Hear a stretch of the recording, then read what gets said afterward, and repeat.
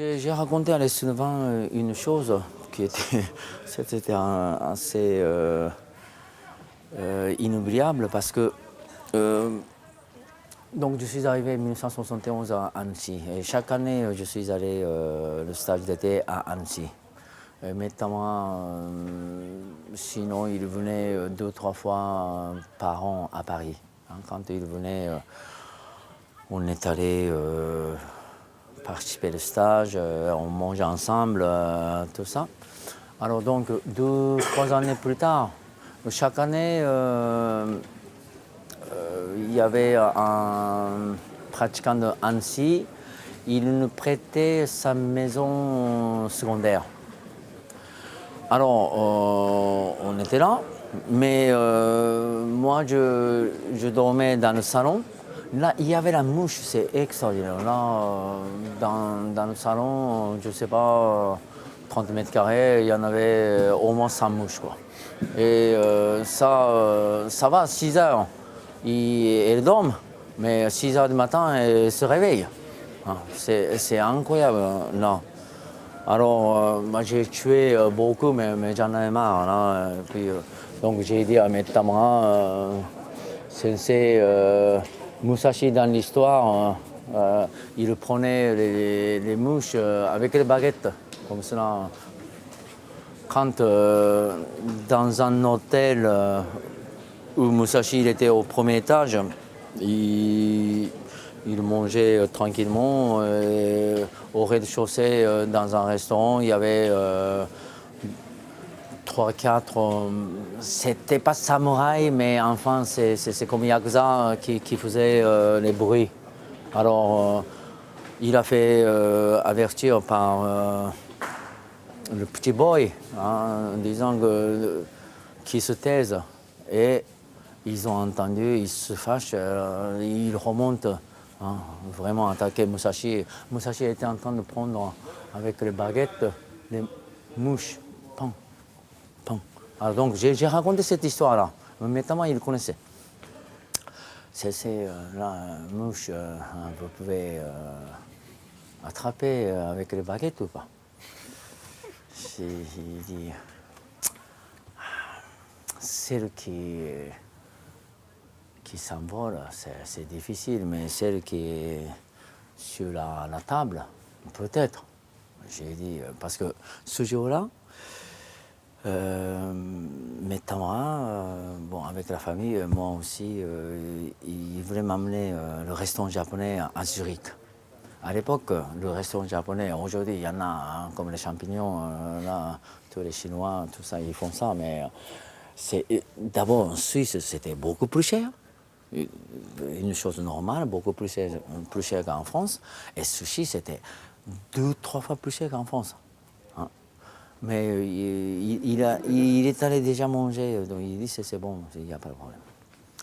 Bon, alors j'ai dit, bon, Sensei, si vous pouvez prendre une mouche sur la table, parce que sur la table, la mouche, ça s'en va vite.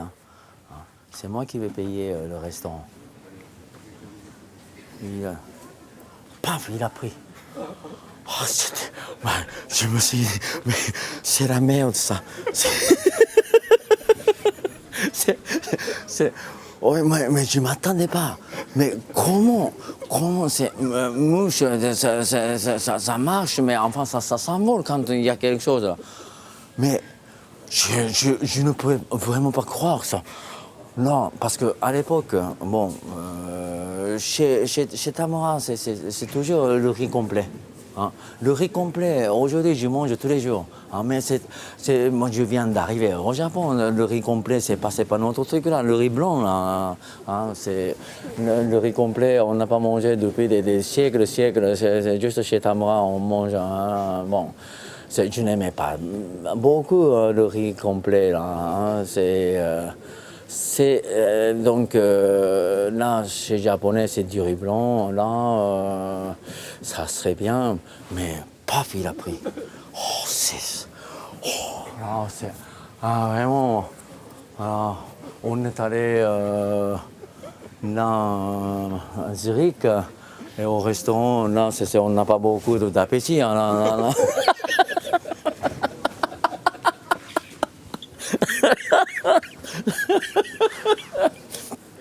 C'est la merde, ça.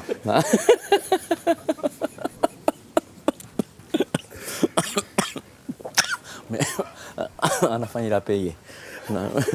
Mais comme je ne pouvais pas manger beaucoup, alors ça allait, quoi. Là, c'était déjà mouche. Hein, c'était pas mouche de malade. Hein, là, c'est avec les baguettes, c'est hyper difficile. Moi, je peux pas faire ça encore. Hein, là, c'est absolument impossible. Il s'est décidé, paf, non, je ne peux pas dire que c'était par hasard, il a pu faire ça, mais j'étais vraiment, vraiment étonné. Là, c'était stupéfaction totale. Hein. Là, c'est là, je me rappelle vraiment, c'était incroyable. Avec les baguettes, là, on peut tuer avec, là ça va, il n'y a pas de problème. Mais avec les baguettes comme ça, paf, hein, même si c'est marché sur la table, là c'est... donc je ne sais pas, il connaissait quelque chose, l'espace et le temps, c'est pas pareil que le nôtre. Là, je comprends pas. Là, même aujourd'hui, c'est assez extraordinaire. En fait, Maître Tamura, je l'avais rencontré en 1965. C'est la première rencontre que j'ai eue avec lui. Je pratiquais chez Maître Noro, puisque j'ai commencé l'aïkido en septembre 1964 chez Maître Noro.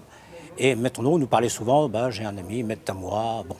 Et un jour, alors que nous arrivions dans ce petit dojo de la gare du Nord, avec un poteau au milieu, justement, en ouvrant la porte, il y avait un Asiatique qui était en train de marteler le poteau avec ses poings. Bon. Nous, on regardait. Quand il nous a vus, bien sûr, il s'est retourné, il nous a salué avec un superbe sourire que je n'oublierai pas. Et Maître Noro, qui était prêt à faire son cours, est venu habiller. Et il nous dit, je vous présente mon ami, Maître Tamura. Bien. Et c'est ainsi que j'ai vu Maître Tamura pour la première fois. En 1972, j'ai dû quitter Noro Sensei. Bon, comme je connaissais Maître Tamura, puis j'avais aussi des amis qui m'avaient dit, viens, on va te présenter Maître Tamura. Bon, je connaissais Maître Tamura, mais vous savez, c'est bien d'être introduit. Et en fait, l'introduction, alors là, ça a été le plus facile qui est. Maître Tamura me voit. Ah, bonjour. Bonjour. À côté, voilà, sensei. Oui, viens. Bon, terminé. Une chose très importante dans mon éducation, c'était le fait d'être uke. J'étais un des uke de Maître Tamura, et vraiment, cette période-là était une période très enrichissante. Sensei ne pratiquait pas l'aïkido de la fin, si vous voulez. Il faisait un aïkido qui était quand même très grand, très dynamique, puissance, bien qu'il n'ait pas un grand gabarit, mais c'était quand même, il avait une puissance, un kukyu, un ki qui était quand même extraordinaire. Bon, c'était donc un aïkido quand même qui était, enfin, je ne vais pas dire qu'il n'est pas consistant, c'est pas ça, mais il était solide, vous voyez. Oui. Et puis après, on a eu toute l'évolution qui s'est faite, les temps passé. Tamura Sensei a changé, bien sûr, on change tous physiquement aussi, bien sûr. Et puis après, il est arrivé dans cet aïkido que vous avez connu, qui était cet aïkido si merveilleux et qui touchait le vaporeux quelque part. Moi, je pense qu'il y a une chose, Sensei a dépouillé complètement la pratique, les techniques. Il allait directement à l'essentiel. Il y a un dicton chez nous on ne tourne pas autour du pot pour faire dans la bouteille. En fait, c'est tout à fait ça. Sensei, c'est quelqu'un qui, tout de suite, au but, tout de suite déstabilisé, on entrait. Voilà. Il avait complètement, tout son aïkido était dépouillé. Pas de geste. Bon, mais bien sûr, il faut voir tout le chemin pour en arriver là, que Sensei a parcouru. Et nous avons eu la chance, les gens de ma génération, d'avoir vu toute cette évolution. Parce que, comme je disais tout à l'heure, je me souviens de ces Suwariwaza, par exemple. Bon, Maître Noro, s'il y reste, il n'y a pas de problème. Mais ce que je veux dire, c'est qu'en Suwariwaza, alors que les gens l'attaquaient, 3 ou 4 personnes debout, il était insaisissable. Insaisissable. Il avait une vitesse de déplacement, de pivot. C'était quand même fabuleux. Iriminage, par exemple, je me souviens tout le temps avec un de ses qui était très bon, qui s'appelait Claude Noble. Il faisait tourner 2 fois le Claude autour de lui, et quand son Irimi venait, il levait la jambe, et on voyait le Noble, Claude Noble, qui décollait comme cela, là. Bon, à la fin de sa vie, c'était juste bon. Mais pareil, c'était plus un décollage aussi lointain, mais c'était là. Et l'art martial, c'est là, c'est pas là-bas. Donc c'est ça, je pense que Sensei avait complètement dépouillé son Aikido. Tout ce qui, avec ce gros gomme, il avait gommé tout ce qui était superflu, tout ce qui n'avait pas lieu d'être, pour aller directement à l'essentiel. Je pense que c'est tout ça. Ce qui m'a frappé, ce qui me touche encore chez Maître Tamura, c'est cette simplicité de geste, avec ce résultat derrière. De temps en temps, quand on est projeté, et tous ceux qui ont été projetés s'en souviendront toujours, ce petit sourire qu'il pouvait avoir, comme s'il avait fait une bonne farce. J'ai fait une bonne farce. Oui. C'était, voilà quoi. C'est vrai que c'est une perte qui est très dure et qui, personnellement, enfin, je pense que sur d'autres personnes aussi, mais vraiment, je ne pensais pas être aussi touché par cette disparition. Parce que ces derniers temps, bien sûr, si vous voulez, avec la vie qui passe, on est peut-être plus moins, on se voit peut-être moins, on a moins de contact, on se voit, mais c'est plus comme avant, quoi, disons. Et malgré tout cela, tout mon attachement, en fait, toute ma fidélité était à Maître Tamura. Alors, techniquement, je ne peux pas dire que je vais faire la même technique que lui, c'est pas possible. Mais déjà, ne serait-ce que par mon caractère, ma morphologie, des choses comme ça, j'ai mon Aikido. La seule chose qu'il y a, c'est le vide, la création des vides. Et ça, c'est vraiment lui qui l'a transmis et qui me l'a transmis en étant OK. C'est-à-dire attaquer le plein, disons, et subitement, il y a le vide total, si ce n'est que le tatami qui vous saute littéralement dessus. Oui, ça c'est lui, c'était lui. Au début, nous étions projetés. Bon, pas de problème, ça, pour aller être pris dans le mouvement, pas de problème. Mais c'est après, petit à petit, que ces sensations de vide sont arrivées. Et c'était un vide plein. Hein. Ah oui. À la fin, ces vides étaient là toujours. Mais je disais, à l'époque, les débuts de ces créations, les chutes étaient comme des chutes très, très marquées. Hein, quand même. On arrivait au sol. C'était, oui. Il était comme tonique, même quand il faisait ses vides. Oui, c'est-à-dire que Tamura Sensei était... Enfin, oui, il avait de l'humour, c'est clair. Et parfois, cet humour était tellement pinçant qu'on pouvait se demander vraiment ce qu'il voulait dire, s'il ne se moquait pas de nous, etc. Mais des fois, il fallait regarder les choses, parce que parfois, par une parole, une façon d'être, il vous indiquait vraiment votre chemin, une remise à votre place, ou, etc. Ça, il fallait quand même il fallait le savoir quand même. Des fois, ce n'était pas forcément facile. Hein. Il faut quand même, oui, ça c'est clair. Mais c'était quelqu'un qui était, comment dirais-je, captivant quelque part. Oui. Il nous a toujours dit, il faut voler. Et c'est pour ça, je vous parlais tout à l'heure, ces créations de vide, il ne les a pas expliquées. Ça, c'est quelque chose qui est venu, comme je disais, on attaquait, puis d'un seul coup, comment ça s'est passé Puis après, en le resubissant, ou en le revoyant faire, bon. Mais il n'était pas en train d'expliquer. Alors là, ici, tu prends le bras, là, tu tournes à 40 degrés, puis là, tu prends le petit doigt. Non. C'était bon, tu attaques. Bon, compris. Par exemple, petite anecdote. Lorsque je suis passé 4e dan, à la fin de l'examen, pas de problème, il y avait un cours. Dans ce cours, il arrive, puis il me dit alors, 4e dan, t'es content? Pas dire non. D'un côté, je me dis, bon, oui, je suis content, mais oh, c'est bien. Attention le kukyu. Moi, attention le kukyu. Bon. On se retrouve sur le tatami, et alors là, il commence à me prendre, et il me remue, mais dans tous les sens, mais vraiment, et excusez-moi l'expression, mais planté. Blanc, chaque fois. Blanc. Puis il a dû voir à mes yeux que je me posais des questions. Et vraiment, je me posais des questions. Mais qu'est-ce que j'ai fait ou qu'est-ce qui se passe? Qu'est-ce qu'il y a? Mais c'est pas possible, ça. Et d'un seul coup, à mes yeux, donc je répète, il a dû voir l'interrogation. Et il passe près de moi, il m'a dit, je t'ai dit, gardez le kukyu. Un jour, il allait diriger un stage à Cherbourg. Et je l'emmène en voiture à Cherbourg. C'est long, le trajet Paris-Cherbourg, Cherbourg-Paris, aller-retour, c'est très long. Et à ce moment-là, il était assis dans la voiture, il avait retiré ses chaussures, il s'était assis dans un lotus parfait, et il n'arrêtait pas sur sa cuisse de faire ça, marteler. Il laissait tomber, comme ça, à droite et à gauche. De temps en temps, il s'arrêtait, on parlait un peu, il dormait, il remettait, blablabla. L'aller, bon, le retour, pareil, bon, puis il était là, sans arrêt. Bon, je le revois après, alors là, il faisait comme ça, sans arrêt. Et il laissait tomber son bras, il laissait tomber son bras, il laissait tomber son bras. Bon, puis un jour, je lui ai dit, mais vous travaillez le relâché. Il me dit, oh, tu comprends, c'est lâché. Alors, qui n'a pas entendu cette voix? Tu comprends, c'est lâché. Lâché. Et lourdeur. Hein. Bon. On arrive c'était dans Saint-Maximin. On arrive au stage là-bas, c'était à l'abbaye. Hein. Et à ce moment-là, il me dit, tiens Michel, viens voir.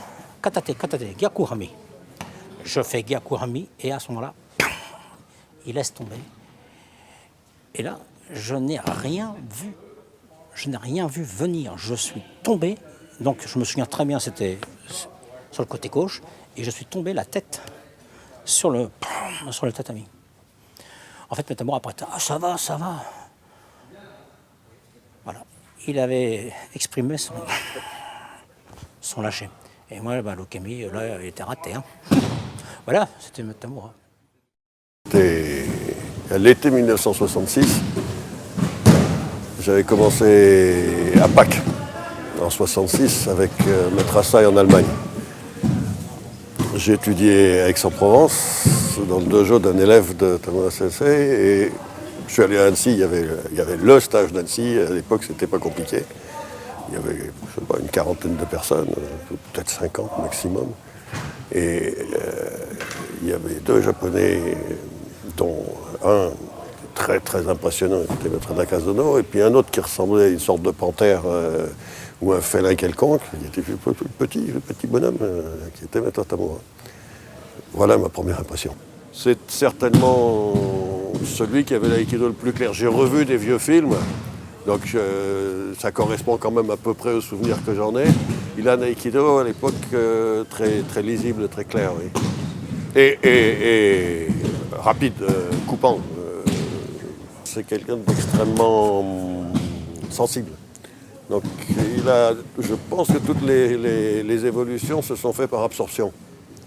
Mais il était capable de prendre quelque chose à un débutant, ça c'est une force terrible. Prendre quelque chose à un débutant, d'aller faucher quelqu'un, un mec qui regardait un type faire du tai chi, poum, puis il s'était mis un truc dans la poche. Et je voyais ressortir, mais complètement transformé à sa façon, c'est qu'il dès 3 semaines la digestion. 3 semaines la digestion, et après il intégrait, il allait essayer, ah non, ça ne marche pas comme ça, puis il revenait à ce qu'il faisait, puis ah non, tiens, finalement ça c'est... C'était vraiment un processus de digestion, mais sans idée préconçue. Je crois le plus gros fou rire de l'histoire de l'aïkido. Il n'était pas directement acteur de cette histoire-là. C'était en Espagne, avec Nakazono à l'époque, donc ça fait dans les années 70. Et Nakazono expliquait que l'aïkido c'était la liberté, et il commence à faire non, je suis un papillon, je suis libre comme un papillon, je suis libre comme un papillon. Et le traducteur, Nakazono, papillon, je suis libre comme un papillon. Puis là, Nakazono l'engueule, il est imbécile. Traducteur. Soyez libre comme une mariposa. Et tous les Espagnols, pliés. Tamura, il regarde, il dit qu'est-ce qu'ils ont rigolé, nous non plus, parce qu'il y avait très peu qui comprenaient l'espagnol. On était. Putain, mais qu'est-ce qui leur a sorti? Et puis, quelqu'un nous explique ce que ça voulait dire. Je suis folle comme une... Si tu avais vu Tamura, je ne l'ai jamais vu rire comme ça. Mais ça a duré un quart d'heure, la séance de fou rire, parce que les Espagnols commençaient à se calmer, nous on riait. Alors tu sais, c'est le tennis de fou rire. C'est la pire séance que j'ai. On avait mal partout. Mais Tamora, ça n'a pas été le dernier à rire. Très très gentil, surtout à l'époque où c'était... Il faut voir qu'il y a eu un changement complet d'ambiance avec l'augmentation en nombre des gens. À l'époque, quand moi j'ai commencé, il y avait peut-être en Europe, je crois, 2000 pratiquants, peut-être 2500, tout compris alors. Hein. Il n'y avait qu'un stage et tout le monde se retrouvait là. C'était des gens qui venaient de Suède, d'Italie, mais c'était une famille, donc il n'y avait pas du tout les mêmes relations, pas du tout. Il y avait Nakazono qui était là, impérial, et tout le monde le craignait un peu. Et celui avec lequel on avait des relations beaucoup plus aisées, c'était avec Tamora, enfin, c'est sûr. Mais il était jeune aussi, hein, il avait quel âge? Il avait 35 ans par là. Hein. Oui, dans ces eaux-là. C'est énorme, oui, quand même. Enfin, il y a eu les pionniers. D'abord Mochizuki Minoru, qui est devenu vers 51 et qui avait enseigné le jiu-jitsu supérieur aux profs de judo. Enfin, un petit groupe de profs du Collège des Ceintures Noires. C'est comme ça que moi j'ai eu mon premier contact, sans le savoir, avec l'aïkido. J'ai commencé le judo, je crois, hein, en 55. J'étais comme ça, là, c'est pas que... C'est mon père qui m'avait dit, tiens, va faire du judo, ça te fera du bien, parce qu'il était pote avec les profs de judo. C'est comme ça que ça m'est arrivé. Mais de temps en temps, on avait des cours secrets le soir, après le cours de judo, on faisait des machins, hein, on se tortillait les poignets. Ça, c'était... Donc, mes premières techniques d'aïkido, j'ai faites sans savoir que c'était de l'aïkido. Et après, il y a eu une grosse influence quand même s'il y avait très peu de gens, c'était Tadashi Abe qui était installé à Marseille, mais c'est là que ça a démarré vraiment l'aïkido, avec Tadashi Abe. Puis, avec Tadashi Abe est arrivé Nakazono, Noro a commencé, Noro est allé s'installer à Paris. Noro, par contre, lui, il a bien appris le français, et le personnage avec énormément de charisme aussi. Donc, il a eu beaucoup d'influence. Surtout à partir de Paris, vers la Belgique, tout ça, un peu parce qu'il en est parti rapidement, beaucoup moins dans le sud. Et en 64, ça est arrivé à Marseille et a commencé à rayonner à partir de Marseille. Au début, c'était vraiment du petit artisanat. Hein, il habitait sous l'escalier dans une pièce qui était un placard à balai de grande dimension, chez un. Ah, il n'avait pas un son, il n'avait pas un rond. Et puis c'est pas un qui allait le payer trop cher. Et puis là, bon, il a commencé à faire des stages et il est devenu professionnel un peu par hasard. Hein. C'est pas... Faut pas croire que c'est quand on dit qu'ils ont été envoyés. Il était venu pour accompagner sa femme, qui allait au conservatoire de musique, je crois à Vienne, elle devait aller ou quelque chose comme ça. Et puis ils n'avaient pas de rond pour finir le voyage, ils sont restés à Marseille. La réalité, c'est ça. Ça, il l'a raconté pas seulement à moi, il l'a raconté à tout le monde. Hein. C'est une histoire qui est connue. Et ça a commencé comme ça. C'était un tout petit truc. Et puis autour de... Il venait à Aix dans le dojo où moi j'étudiais. Il venait une fois par mois à peu près. Et puis là où ça a commencé à se développer, c'est quand on a... D'abord on a fondé avec Jean-Paul Avy et moi-même, on a fondé le club universitaire d'Aix-en-Provence. Et la deuxième année de fonctionnement, on a commencé à faire venir Sensei sur une base régulière. Après, il y a eu Michel Prouvès, qui est aujourd'hui un des cadres de la Fédé aussi. On était très vite 4 dans ce machin. Et ça a été une énorme base de développement. Donc c'est à partir de 69-70 par là. Là, ça a commencé à... Mais jusque-là, c'était pas vraiment un gros truc. Hein. Et petit à petit, c'est devenu un machin monstrueux, oui, au contraire. Aujourd'hui, il y a quoi, 70 000 personnes en France, entre les deux grosses fédés et puis les autres groupes. On les compte jamais, mais ils existent.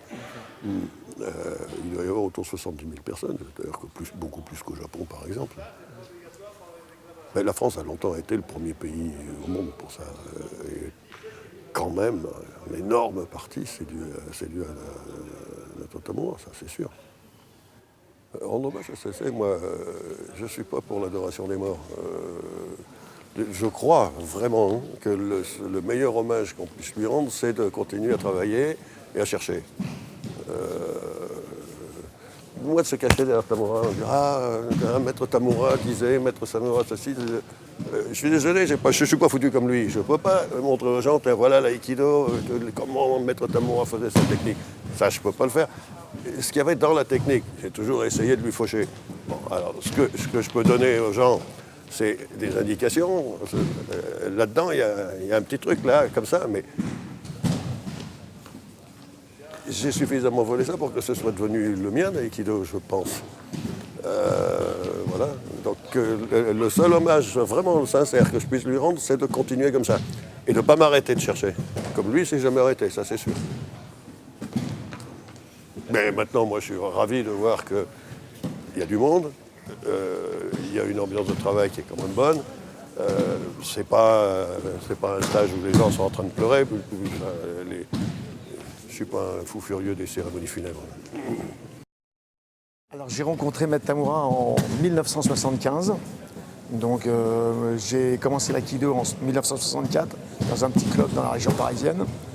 Donc je suis resté 2 ans avec mon professeur dans ce club-là, qui s'appelait le Club Rivoli. Et il y avait un prof de karaté qui m'a dit, écoute, si tu veux, je vais te faire rencontrer Maître Noro. Donc quand j'ai vu Maître Noro, alors à l'époque, ce qu'il faut dire, c'est que je faisais également le judo. Donc je faisais 2 cours de judo et puis 2 cours d'aïkido dans la semaine. Et ma rencontre avec Maître Noro m'a complètement... je me suis dit, l'aïkido, c'est quelque chose d'extraordinaire, formidable. Donc j'ai suivi donc Maître Noro pendant quelques temps, toujours en allant à mon club. Et puis j'ai passé mon diplôme d'État en 1973. Et c'est en 1975 que donc Pierre Chassang, à l'époque, m'a présenté à Maître Tamura et que j'ai rencontré Maître Tamura. Et là, franchement, j'ai vraiment appris l'aïkido. Je me suis aperçu que c'est à ce moment-là que j'ai commencé à apprendre l'aïkido. C'était quelque chose d'extraordinaire. Je crois que si je suis là à l'heure actuelle, je lui dois tout. Franchement, je lui dois tout. Mon parcours avec Maître Tamura a été de 1975 jusqu'en 1991. Bon, alors après, en 91, il y avait Maître Arikawa qui venait d'arriver. Donc je suis parti un petit peu. Mais à chaque fois que Maître Tamura faisait un stage, je me déplaçais. J'allais toujours, malgré tout, le voir, comme pour le remercier de tout ce qu'il m'a donné. Parce que c'était un stage avec les cadres techniques à l'époque. Donc je sais que je me rappelle à l'époque, c'était à Chalon-sur-Saône. Et donc je suis rentré dans ce groupe-là. À l'époque, on était une vingtaine. On n'était pas nombreux, c'était extraordinaire. Et Maître Tamura était toujours près de nous. C'était très chaleureux parce qu'on n'était pas nombreux, quoi. C'était la première fois que je l'ai vu pratiquer. Donc j'avais des gestes un peu brutals. Et il m'a dit, oh Jean-Claude, on va faire ça, on va reprendre tranquillement les bases, tu vas me gommer tout ça. Et c'est vrai que je l'ai subi 2-3 fois, mais c'était tellement agréable. J'ai subi des choses avec lui extraordinaires. Et j'ai une anecdote qui est extraordinaire. Dans un stage pour tous, donc je suis venu le tenir en Katade Kubishime sur une strangulation arrière. Et puis je tenais, et d'un seul coup, je suis parti. Et il y a un copain qui m'a dit, c'était extraordinaire, t'es monté. Mais la chute a été agréable. J'ai l'impression qu'il y a une sensation extraordinaire. Je crois que jamais j'ai rencontré une sensation pareille, tellement c'était la pureté dans le mouvement, dans le temps, dans l'espace-temps. C'était extraordinaire. Oui, alors nous c'est vrai, on a eu un passage avec lui. Donc à cette époque-là, on avait un passage, c'est ce qui était chez Rotaler, qui était assez bon. L'entraînement, il fallait s'entraîner, il fallait chuter. Après. Et puis bon, après il a eu un deuxième passage avec les jeunes où là, c'est vrai que l'aïkido était complètement différent. Mais différent dans le sens où Ikkyo, c'était comme on dit Ikkyo, mais c'était tellement dans un espace-temps extraordinaire, dans une précision, c'était vraiment fabuleux. Et c'est pour ça que c'est vrai que j'ai pris du recul Et ça m'a fait du bien parce que quand je suis retourné le voir, j'ai trouvé que c'était... quand le partenaire déjà arrivait sur lui, c'était déjà fini. C'était... Il n'y avait pas de rupture, c'était fluide, c'était extraordinaire. Et je vais un petit peu au Japon de temps en temps, mais je crois que Maître Tamura, pour moi, c'est vraiment quelqu'un que je vais garder dans ma mémoire. Et c'est vrai que le 9 juillet, quand j'étais en vacances, ça m'a un peu sonné. J'étais une semaine, j'étais en vacances, mais j'y étais pas du tout en vacances. Et je repensais à tout le passé qu'on a vécu avec lui. Il y avait les moments, la pratique de l'aïkido, mais il y avait aussi les moments où on mangeait ensemble, on parlait ensemble, qui étaient aussi extraordinaires. Ça, c'était quelque chose de formidable. Oui, j'ai des anecdotes qui me reviennent parce que moi, bon, à l'époque, je travaillais, donc il fallait des sous pour les stages. Et j'étais gêné. Il me disait, Jean-Claude, tu t'inquiètes pas.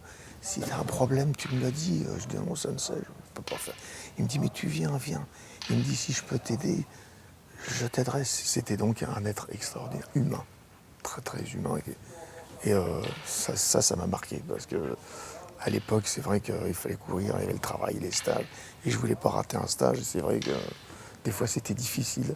Et cette gentillesse de me dire, mais bon, Jean-Claude, s'il y a problème, moi, je suis prêt.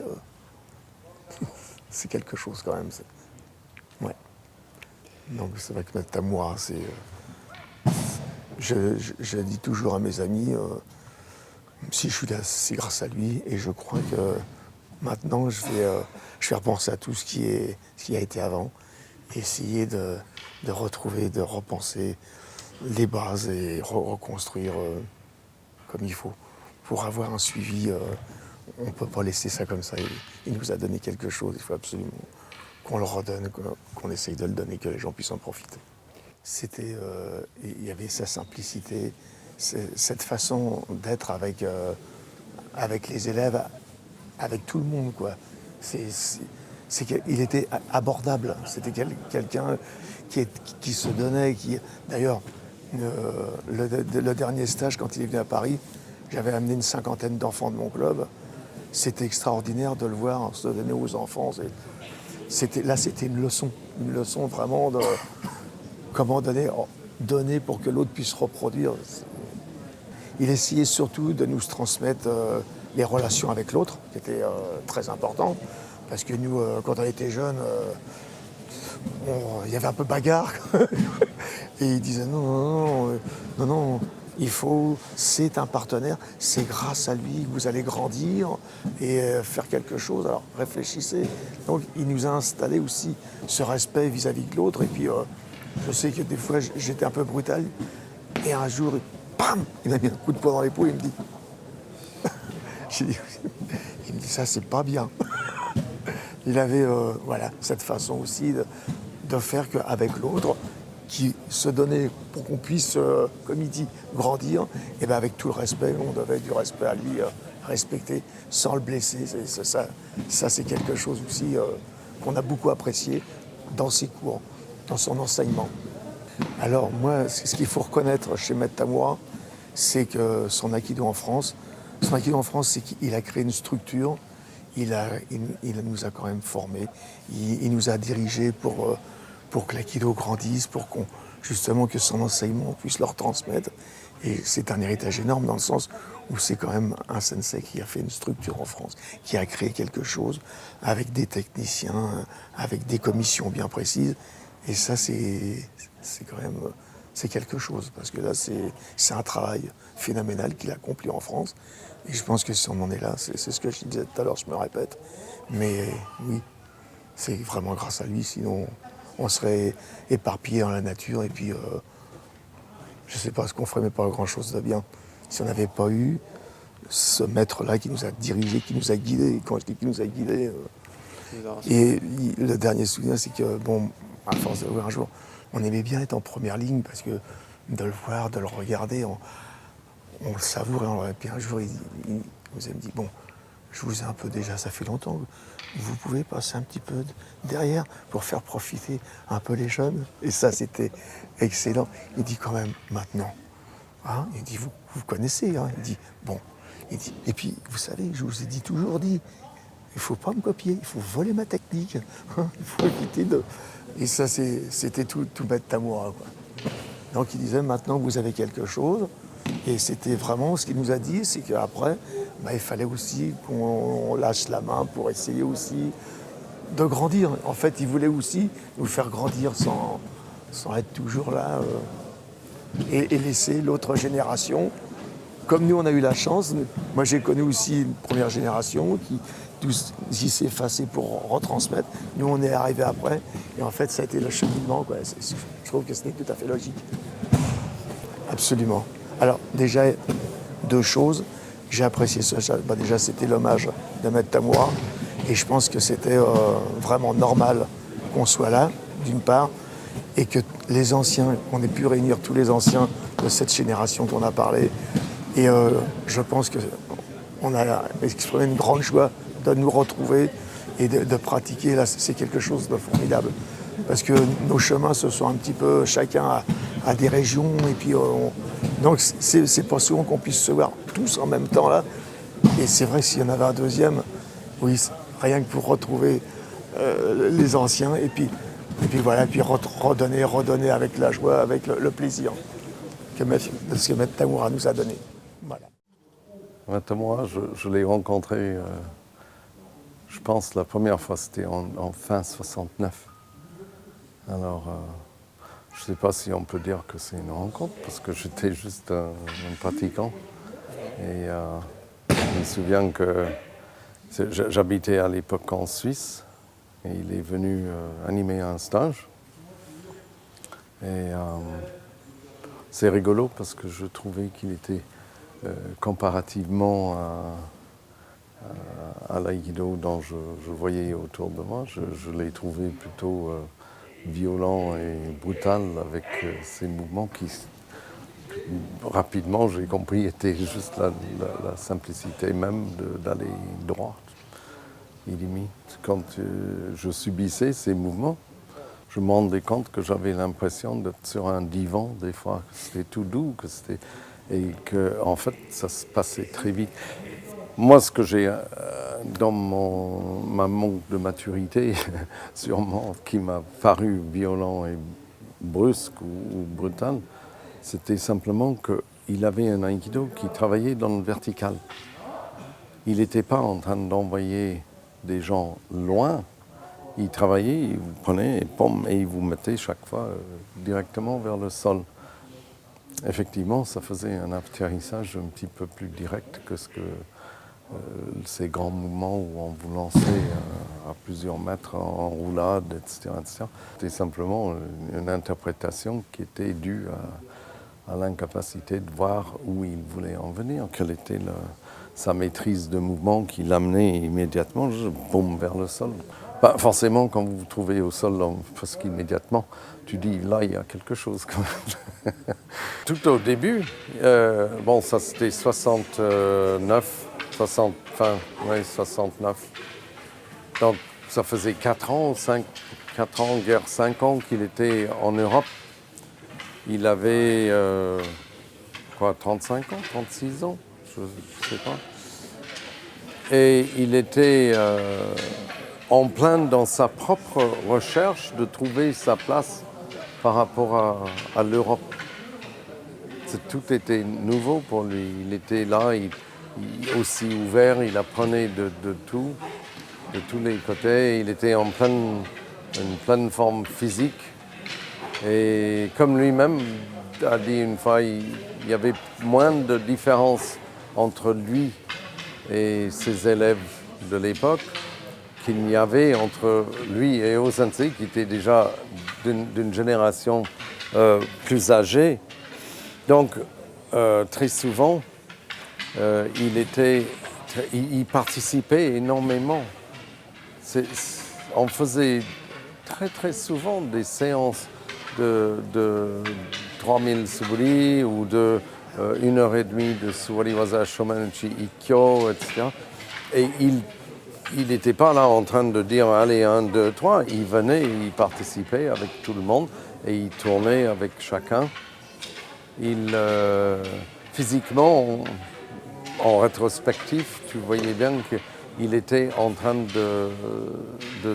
d'achever aussi sa propre formation. C'était une personne qui profondément vivait et croyait dans la notion d'ici maintenant, Nakaima, ou ce que je disais, Ichigo, Ichie. Donc chaque rencontre, chaque moment, chaque devient en lui une expérience unique. C'est ça que ça veut dire. Et je pense que sa vie entière reflète cette vision, si on peut dire, philosophique, cette vision qui profondément, il croyait juste. C'est juste le maintenant qui est important. Et avant, après, etc., était différent. C'était plus pareil. Donc je pense qu'à chaque moment dans sa vie, il avait constamment en vue juste le maintenant. Par rapport à d'autres, je pense qu'il avait une indépendance. Je me souviens une fois, on était dans l'avion à revenir d'un stage et on parlait de liberté, mais liberté dans le sens freedom, en anglais, free, to be free, a free spirit. Et il disait, si vous avez vraiment acquis la liberté en vous, je ne sais pas quel âge j'avais, 23 ans, quelque chose comme ça, 24 ans. Donc il a dit, même si vous étiez enfermé, incarcéré dans une prison, vous serez quand même libre. Et moi, je voyais en ça une contradiction. Je disais, mais attends, on t'enferme dans une petite cellule, et comment c'est possible de se croire libre? Serait-ce que, qu'est-ce que vous allez faire comme pratique? Vous n'avez pas un quai, vous pouvez pas. Tu vois, je pensais vraiment petit. Mais il insistait là-dessus. Bon, évidemment, il avait raison. Et il parlait sur une plus grande dimension. Et il voulait dire que l'acquisition d'un esprit qui est libre, c'était vraiment quelque chose qu'il estimait important. Et que ça pour lui, c'était un état d'être qui pourrait lui permettre de remplir les objectifs qu'il s'est donnés dans la vie. Je ne sais pas quels objectifs exactement, mais je veux dire que pour lui, c'était un élément essentiel. Donc quand il a dit ça, en rétrospective, vous commencez à examiner toutes les périodes, toutes les actions qu'il avait.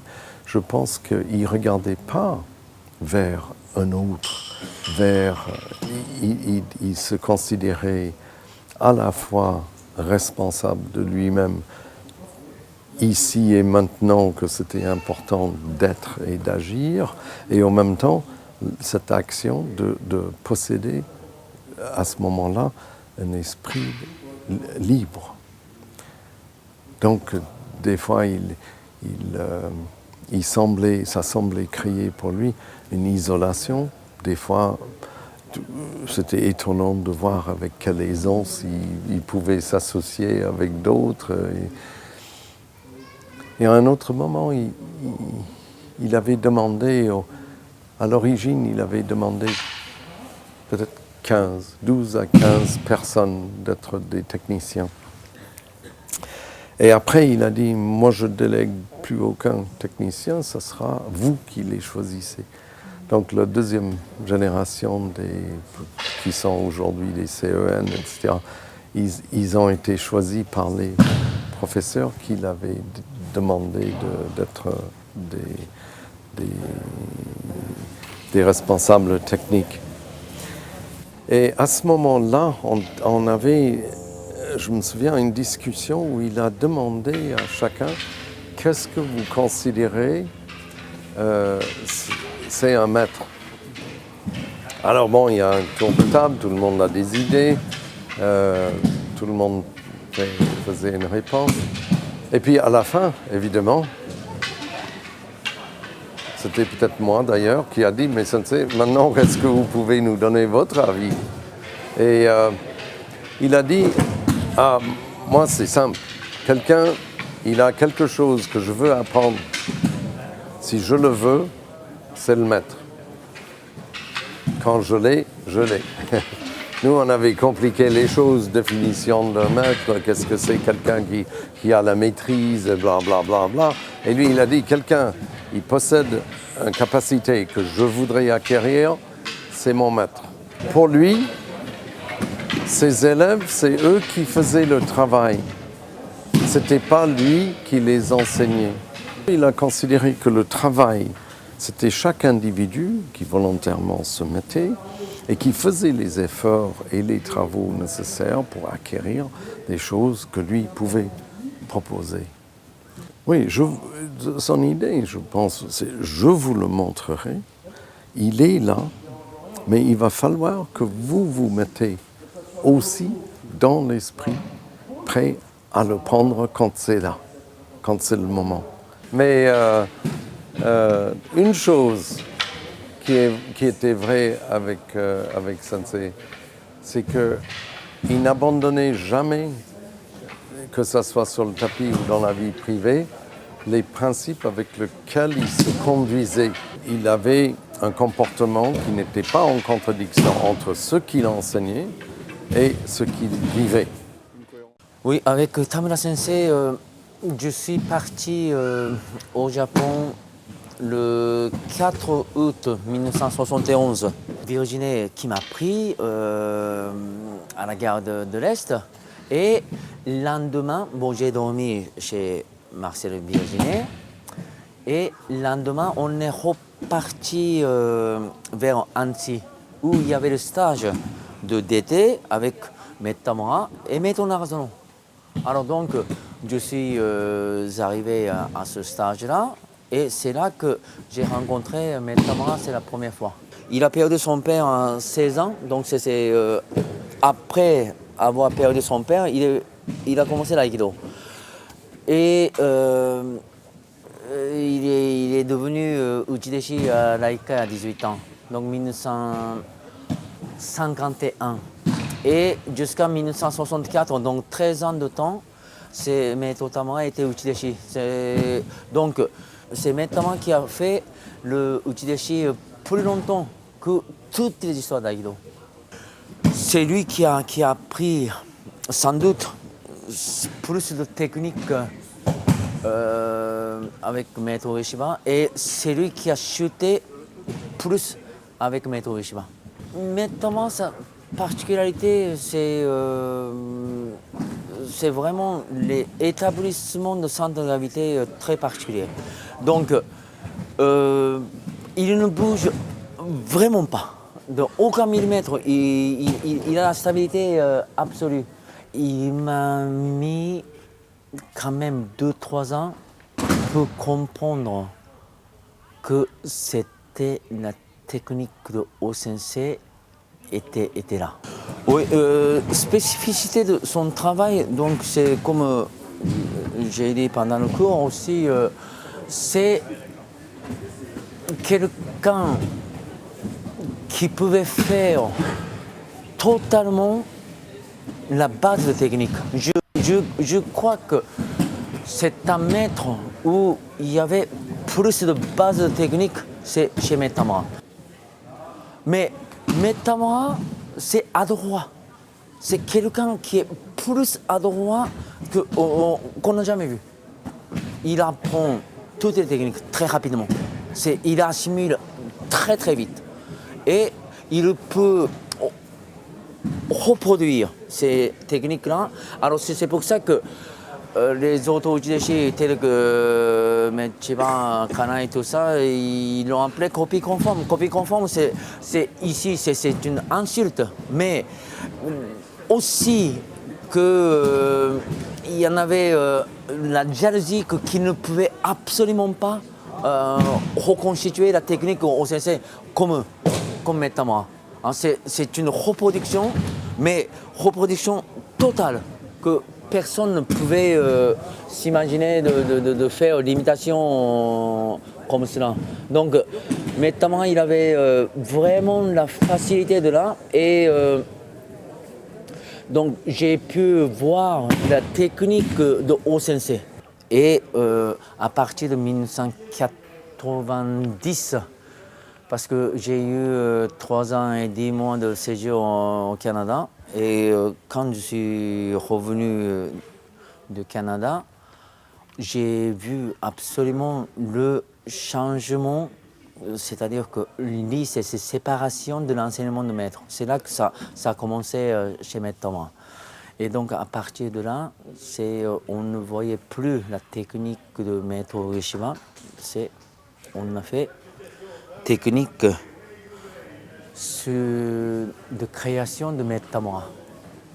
D'abord, c'est vraiment quelque chose d'unique, c'est sa distance, Mai. Mai, je n'ai jamais connu quelqu'un qui était aussi près. C'est quand on était avec Maître Chiba, là, il est 2 mètres, plus loin. On attaque avec la vitesse là, mais avec Maître Tamura, il est moitié moins. Moitié moins. Donc, quand on attaque là, c'est prêt, ça veut dire la réaction est vite. Là. Et ce qui était extraordinaire avec Maître Tamura, quand il faisait Jiwaza, ça, personne ne pouvait faire cela. Il pouvait changer 15-20 techniques sans réfléchir. Parce que beaucoup qui répétaient 2-3 techniques, la même chose. Mais lui, il pouvait se varier 15-20 sans réfléchir et c'était toujours différentes techniques. Ça, je ne comprenais jamais, là, personne ne pouvait faire ça. Je n'ai jamais vu. Jamais vu. Normalement, on réfléchit, mais maintenant, il ne réfléchissait pas. Alors donc, comme si les techniques demeuraient dans la chair et ils sortaient une à une. Là, transmission, chez Maître Tamura, c'est un peu particulier. Pourquoi c'est particulier? Parce que il a perdu son père à 16 ans, donc il fallait se débrouiller tout seul dans sa vie. C'est pour ça que si les gens ne comprenaient pas, il ne disait rien du tout. C'est pas qu'il ne possédait pas les mots, c'est pour lui, moi j'ai pu faire, donc les autres, ils peuvent faire. Il faut qu'il trouve, il me disait souvent, il faut qu'il trouve tout seul. Mais il y a beaucoup de gens qui ne pouvaient pas faire ça. Lui, il a pu faire ça, il se débrouillait tout seul et il était capable de faire. C'est une capacité d'adaptation, c'est assez inouï chez lui. Mais beaucoup de gens qui étaient beaucoup trop maladroits, s'il y avait un conseil de sa part, je crois que ça pouvait aider. Mais il ne le faisait jamais. Mais Tamura il apprenait très très vite, très vite. C'est quelqu'un qui est vraiment rapide d'apprendre les techniques des autres personnes. Quand il pensait que c'est très bonne chose, là, il le faisait. Mais il n'y a pas beaucoup de gens qui l'intéressaient non plus. Mais quand il s'est intéressé, il voulait étudier, mais après il apprenait très rapidement. C'est assez difficile à dire cela parce que quand quelqu'un qui perd son père à 16 ans, on n'a pas eu la communication avec le père. D'autant plus que le père qui est parti pendant 2-3 ans à la guerre, donc il était 13-14 ans et désormais il était plus, le père n'était plus là. Alors 13-14 ans, on ne parle pas foncièrement avec le père. Donc transmission, c'est un peu maintenant, ce n'était pas son première qualité, sa première qualité. Parce qu'il n'a pas connu ça. Il n'a pas connu. Et comme je viens de dire qu'il faut qu'il comprenne tout seul. Donc il n'y avait pas de ce côté-là d'enseignement. Il fallait que nous comprenions tout seul. Et je crois que c'était avec cette façon-là on a fait avec Maître Thomas. Parce que moi, je suis là donc depuis 1971 jusqu'à cette année, c'est presque 40 ans. Hein. Je crois qu'il a dit c'est bon, parce que j'ai entendu 2-3 fois. Hein, donc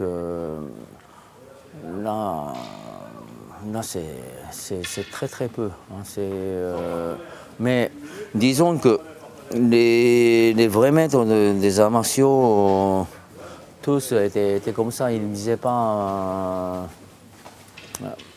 de compliments. C'est spécifique des grands maîtres des arts martiaux. Ça devait être en 66-67. Et j'étais 66. J'étais deuxième Kyo. Et il y avait une démonstration à faire devant Michiganu. Je crois que c'était le championnat de Normandie de judo. Et nous étions invités pour une démonstration. Ça devait être Maître Noro. Et Sensei n'a pas pu se déplacer. Et c'est Sensei Tamura qui est venu. Et je l'ai regardé, je me suis dit, oh là là, ça va être terrible. Ah bon? Ah oui, oui, oui. Et moi, j'avais jamais porté le hakama. Donc on m'avait donné l'autorisation de le porter pour cette démonstration. Et Sensei, lorsqu'on se déshabillait dans le vestiaire, il nous regardait avec un regard très froid. On s'est dit, ça va pas être bon pour nous. Et puis, finalement, nous sommes montés sur le tatami. Et il fallait que je l'attaque au tanto. Mon travail était vraiment rudimentaire, c'est pas grand-chose. Et j'ai attaqué comme un fou. Je ne sais pas ce qu'il m'a pris. Il m'a balancé dans tous les sens, c'était extraordinaire. Et je me suis dit, j'ai failli me planter, mais je ne sais pas combien de fois. Et c'était vraiment la première fois où je l'ai rencontré. Et après, à la fin, il a fait Tanitsukage avec 7 personnes, dont moi dedans. Je ne sais pas où je me suis retrouvé, je ne peux plus me rappeler ce qui m'est arrivé. C'était incroyable. Et il était jeune, donc il avait 8 ans de plus que moi. C'est après que j'ai appris ça. Mais il était vraiment fantastique. Et depuis ce jour-là, j'ai vraiment accroché à son aïki. Au début, parce que je servais beaucoup d'uke, donc on sentait que c'était dynamique, très très dynamique. Hein. Il était vraiment placé juste à l'endroit où il fallait, mais attends, il était jeune, donc quand on est jeune, on est plein d'allant, et il était vraiment fantastique. Et petit à petit, son travail est devenu de plus en plus précis et petit, jusqu'à la fin de sa vie. Avec Maître No, on travaillait très large, très grand. Sensei No nous faisait travailler ce que disait Toshiro ce matin, c'était les articulations, jamais sans blesser, mais en allant le plus loin possible dans la décontraction. Et Maître Tamura, c'était plus petit, il n'a jamais fait mal, j'ai jamais ressenti une douleur avec lui, mais tout le temps dans le déséquilibre. J'ai jamais rencontré quelqu'un qui pouvait vous faire tomber, vous faire chuter, sans avoir besoin de vous faire mal. Et moi, je pensais moi-même, je disais, mais non, il ne peut pas descendre, moi, je suis obligé de lui faire mal. Et aujourd'hui, je me rends compte que non, c'est pas ça, et qu'en fait, si on est placé à l'endroit où il faut, eh bien, voilà, le point de déséquilibre est là, et il n'y a pas grand-chose à faire. Mais c'est vrai que son évolution a été vraiment formidable. Et petit à petit, ça s'est peaufiné, jusqu'à devenir ce que l'on voyait encore il y a pas longtemps, quoi. Alors Annecy, c'était marrant parce je me souviens d'un stage où il y avait Chiba Sensei et il y avait 2 tatamis. Et alors le matin, personne ne savait où allait être Nakamura ou Chiba Sensei. Et alors tout le monde surveillait le truc et se disait, bon, on va aller là. Et eux, ils changeaient sans arrêt. Donc, alors des fois, un jour, ils étaient deux fois sur le même tatami. Alors tout le monde disait, on va aller là, on va avec Sensei. On va avec Sensei Tamura. Et ils arrivaient sur le tatami, ils se mettaient là, tu voyais Chiba arriver, paf. Ils ne pouvaient plus changer. Écoutez, c'était fabuleux. Et donc, j'aimais beaucoup Chiba Sensei aussi. Moi, j'adorais me faire balancer dans tous les sens, j'ai toujours aimé ça. Et donc, je trouvais que c'était génial. Et Tamura Sensei, à côté, faisait son aiki, toujours lui-même. Et sans jamais, c'est vrai, sans jamais blesser, sans jamais faire mal, mais une précision incroyable. Vraiment, vraiment, c'était fantastique. C'est avec Sensei, oui, Sensei Tamura m'a pris au ken assez souvent. Et puis j'ai fait un petit peu de kendo, donc ça m'a donné l'envie d'aller au contact, puisqu'il y a la compétition. Mais en même temps, je ne suis pas resté très longtemps. Mais c'est vrai que le goût des armes, j'ai toujours aimé ça. J'ai toujours aimé. En fait, il ne disait pas grand-chose. Et il fallait observer. C'est tout à fait la méthode japonaise, de toute façon. C'est pas d'expliquer. Nous, on explique complètement où il faut mettre l'orteil, le truc. Il fallait observer et être là et regarder. Et la plupart du temps, les gens ne regardent que la forme globale. Ils ne regardent pas les détails. Et lorsqu'on a envie de progresser, on est obligé de regarder la personne, on regarde les pieds, on regarde où est placé l'ensemble du corps, et c'est ça qui nous fait progresser. Si on regarde la globalité du mouvement, c'est beau, mais on n'a pas l'essentiel dans ça. Donc il était très très précis sur ces choses-là, et lorsque je le regardais, je voyais, là il a mis ça, là il a mis ça. Il faut vraiment observer, parce que c'était des fois rapide, et des fois, quand il démontre un mouvement, il le démontre tranquillement, et puis après, il le fait plus rapidement. Mais c'est vrai que sa subtilité dans l'étude était extraordinaire. Non, alors c'était marrant parce que je me souviendrai toujours, c'était à Caen. Et à Caen, le soir, bon, on fait un petit peu la fête, et on rentre tous les deux à l'hôtel. Et on était tous les deux dans le même hôtel, mais un peu reculés. Et il m'a pris ma clé, il m'a ouvert la porte de ma chambre, il m'a dit « dors bien ». Alors que ça aurait dû être moi qui lui fasse. Il a dit « non, va dormir, dors bien, repose-toi ». Je me suis dit « mais c'est quoi ce truc ?» Il y a eu beaucoup de choses qui se sont passées comme ça, que les gens ne savent pas. Parce qu'ils pensent que, comme je ne le suivais plus beaucoup depuis quelques années, et que je le voyais une fois par an, mais en même temps, je me souviendrai quand il était venu faire un stage, et nous avions dîné Madame Tamura et Sensei, tous les trois, un dimanche soir, et je lui ai dit, vous savez Sensei, je ne suis plus beaucoup, mais j'ai un dojo. Et il faut que ce dojo, il faut que je travaille mon aiki. Il m'a dit, tu as raison. Il est arrivé en France, il était tout seul pour construire son aiki. Il avait des hoquets, mais il était quand même seul à faire ce qu'il a fait. Et là, on lui doit quand même beaucoup. Il est arrivé vraiment à faire un travail extraordinaire. Je pense que ça a été considérable, puisque en France, premièrement, ensuite l'Europe, et il a voyagé énormément. Donc je pense qu'à chaque fois, il a laissé quelque chose de fantastique, parce que les gens, aujourd'hui, qu'il est parti, je ne sais pas si on s'en rend compte lorsque la personne est là. Mais c'est une fois que la personne disparaît qu'on commence à se dire il va manquer quelque chose.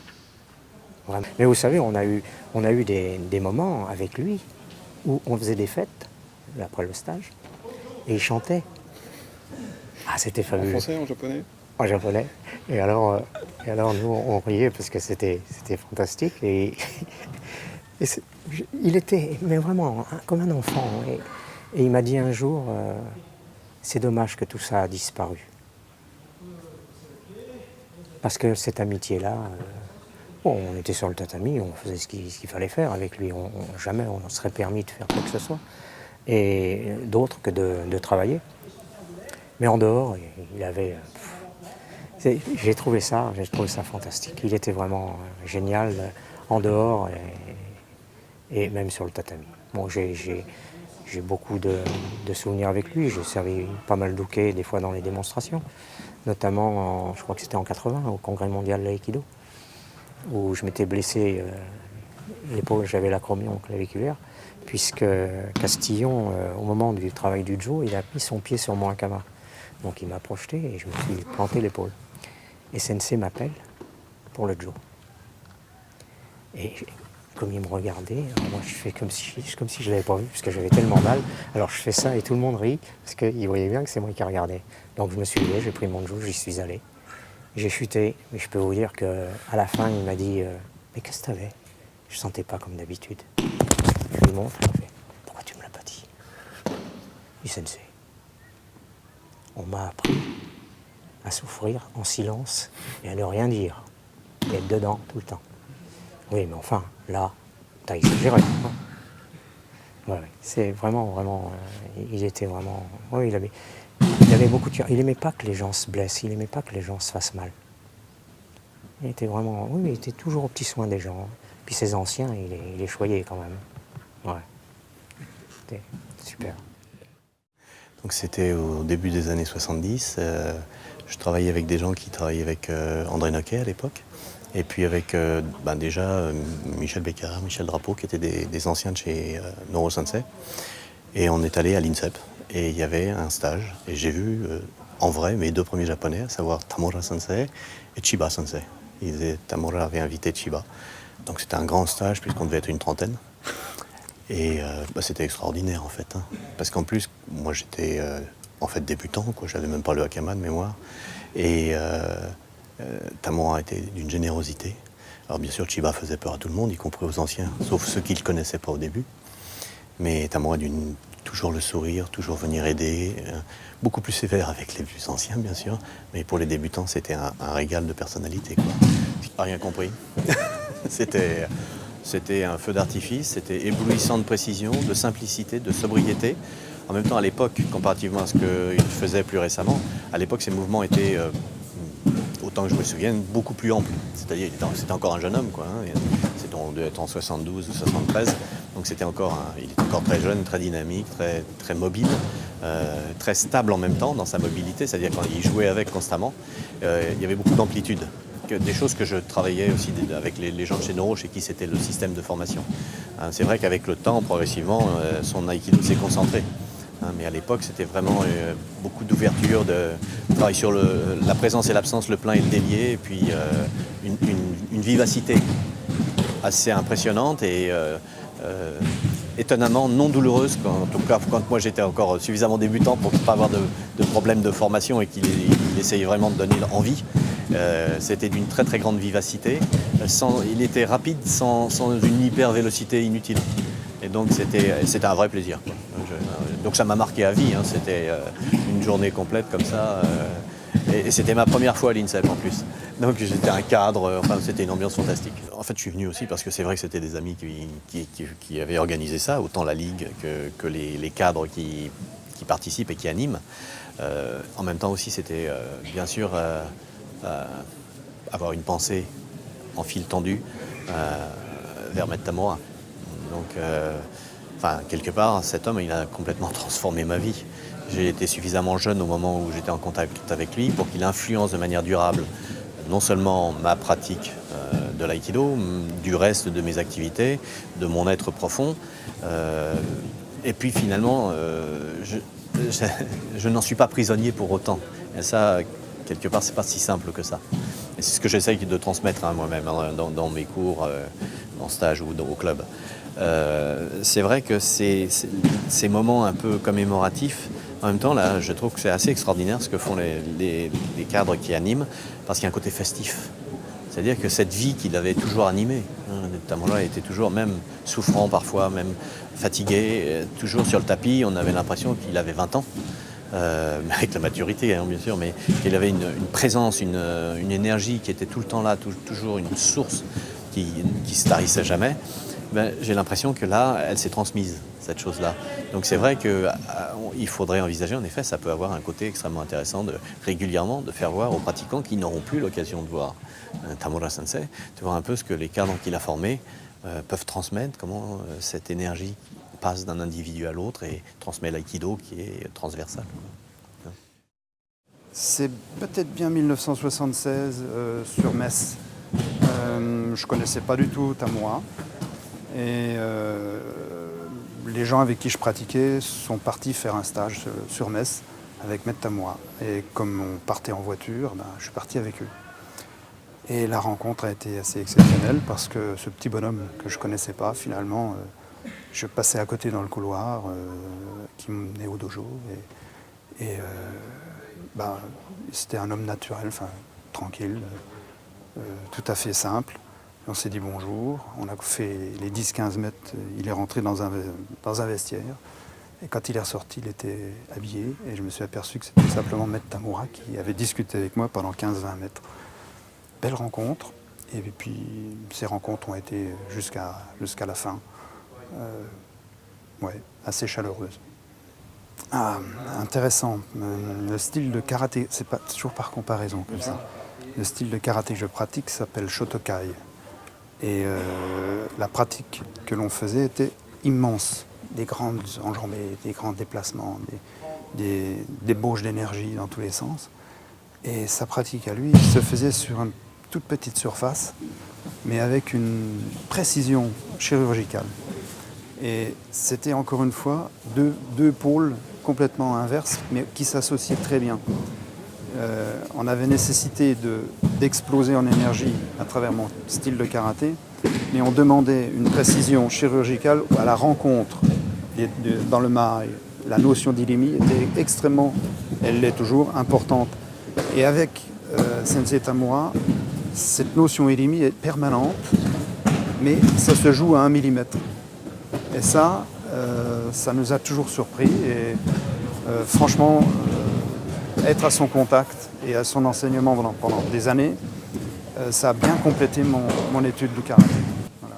Alors Tamura fait partie des experts d'aïkido que j'ai suivis, parce que je n'ai pas suivi qu'un seul expert et maître, mais il était quand même le maître de cette dimension très fine de maï et irimi, très très très court.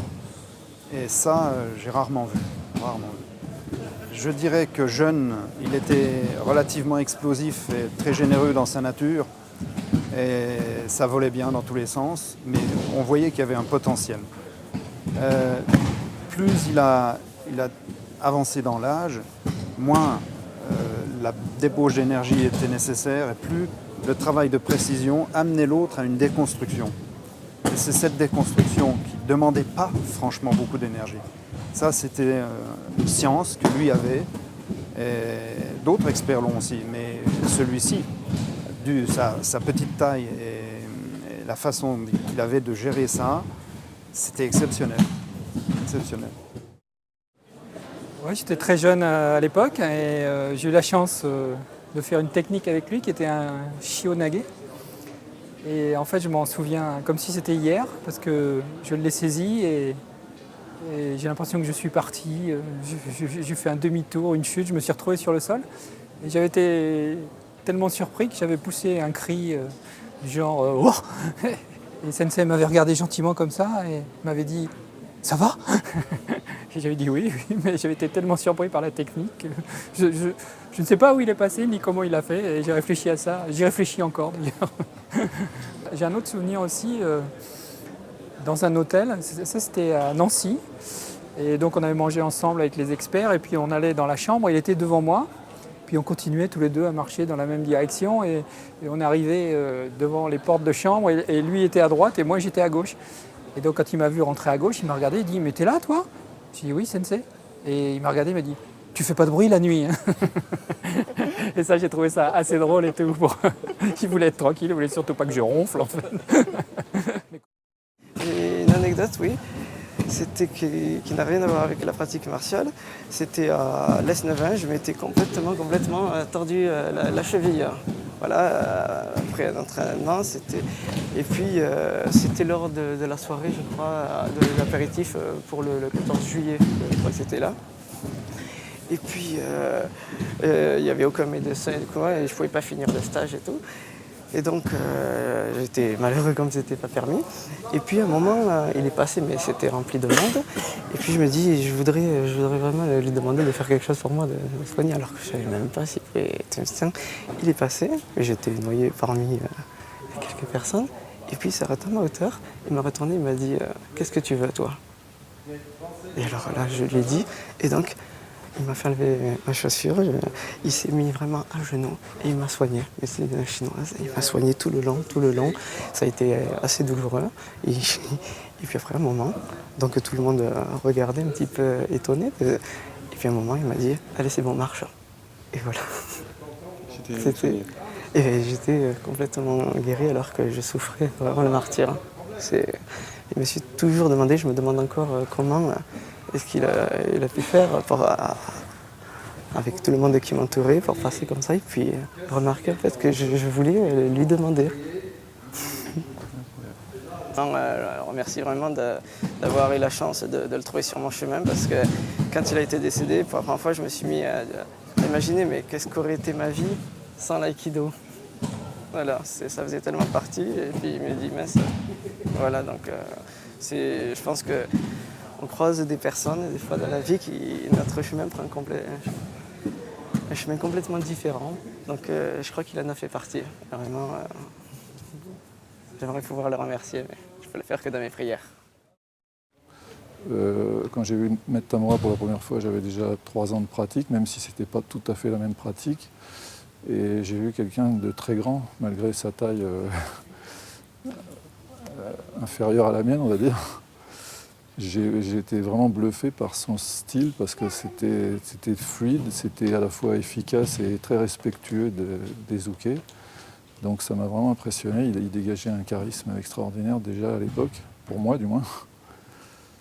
Et donc j'ai pas arrêté de le suivre pendant toute cette période jusqu'à, hélas, son décès. Je crois que tout le monde doit répondre à la même chose, on ne comprend pas ce qui se passe, on se retrouve par terre, sans aucune violence, sans aucune brutalité. Et c'est presque agréable de chuter dans ses mains parce qu'on n'a rien senti. On vole et c'est une sensation que je n'ai jamais fait de parachutisme, mais j'imagine que voler sans qu'on y soit forcé, c'est extraordinaire. Et ça supposait sans doute une très grande technique, une très grande rigueur technique, sur laquelle j'essaye de travailler depuis. Mais chaque fois que je suis passé dans ses mains, c'était vraiment un grand moment de plaisir parce qu'on ne sent rien, on est projeté ou on est immobilisé. Quand on est immobilisé, on ne peut pas bouger, mais on a pas mal, sauf si on résiste. Il ne faut surtout pas tenter de résister. Mais c'était vraiment, c'était ma conception de l'aïkido. Je suis arrivé à l'aïkido en étant non violent. Il se trouve qu'étant non violent, je me suis fait agresser et je me suis dit si la non-violence, ça consiste à se laisser faire, c'est pas un bon plan. J'avais entendu parler d'aïkido longtemps avant, j'avais fait une année de judo et là on est dans les années 60 et c'est la première fois que j'avais entendu parler d'aïkido. Et quand j'ai dit rester non violent sans se faire casser la gueule, la première idée qui m'est venue c'est l'aïkido. Donc je me suis tout de suite orienté vers l'aïkido. Et quand j'ai connu Maître Tamura, 3 ans après avoir travaillé avec Maître Noro, j'ai vu que c'était exactement, il m'a semblé que c'était exactement la définition qu'on donnait de l'aïkido. C'est-à-dire quelque chose qui respecte l'intégrité tout en étant terriblement efficace. C'était en l'an 2000 ou 2001 quand j'ai repris l'aïkido. Donc j'étais avec mon professeur Léo Tamaki. Et donc on est allé à un stage, c'était à Paris, la première fois que je l'ai rencontré. Je commençais l'aïkido, ou plutôt je reprenais mais j'étais pas très avancé, donc je comprenais pas tout ce qu'il faisait. Mais j'ai été marqué par la fluidité de ses mouvements et la rapidité de ses techniques. Et bon, je me suis dit que l'aïkido, ça voulait vraiment dire quelque chose en le voyant. Pour moi, c'était ce que j'ai vu de meilleur en aïkido, de plus fin et de plus agréable à travailler. Donc j'ai essayé de refaire ce que j'ai pu par rapport à lui. bien entendu en étant nettement, nettement plus loin que lui sur le chemin. Je l'ai rencontré moi beaucoup au cours de stages classiques. Après on l'a vu à Brasse quand on a fait le stage en mai il y a 2 ans. Si je me souviens qu'on l'avait vu marcher derrière le dojo, il avait dit qu'il n'était pas là l'après-midi et il marchait, il faisait semblant de cueillir des fleurs, enfin il en cueillait vraiment, mais et en même temps il jetait un œil sur le dojo, donc c'était assez rigolo la situation du maître qui vient observer les élèves par derrière. Et il avait un côté comme ça attentionné qui ne montrait pas directement, mais qui était vraiment touchant.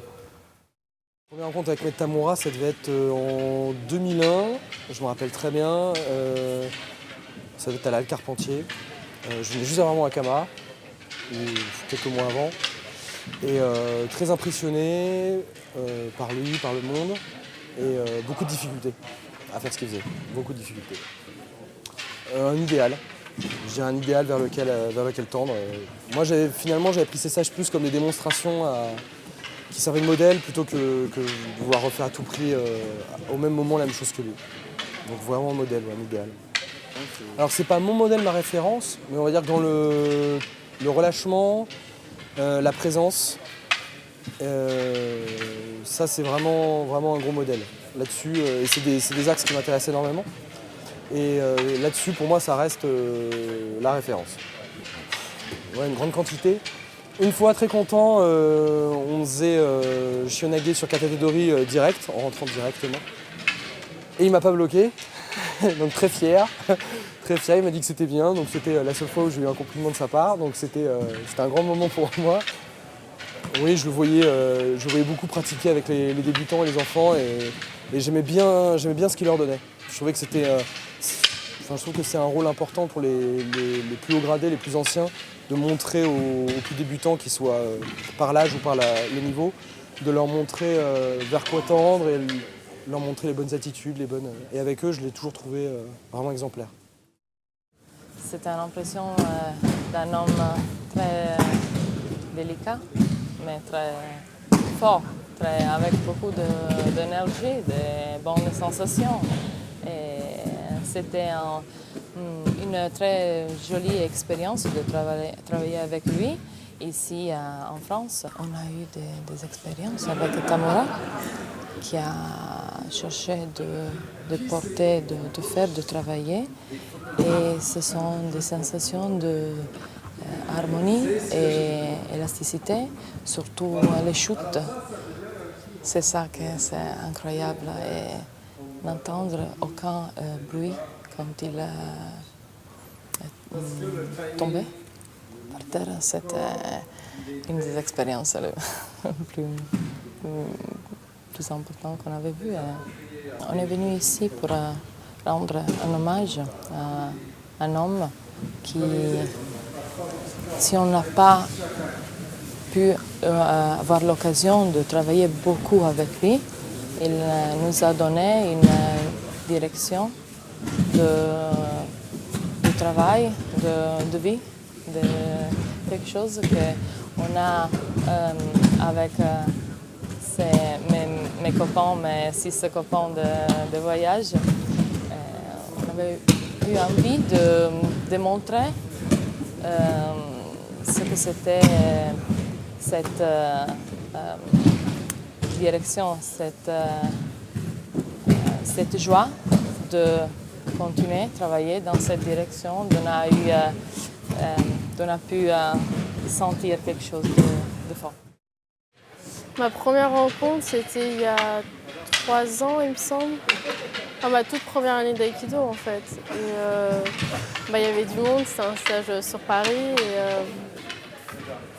c'était impressionnant parce que je commençais, je débutais et ça faisait 6 mois que je faisais de l'aïkido. Donc déjà voir autant de monde pour une seule personne, c'était c'était waouh.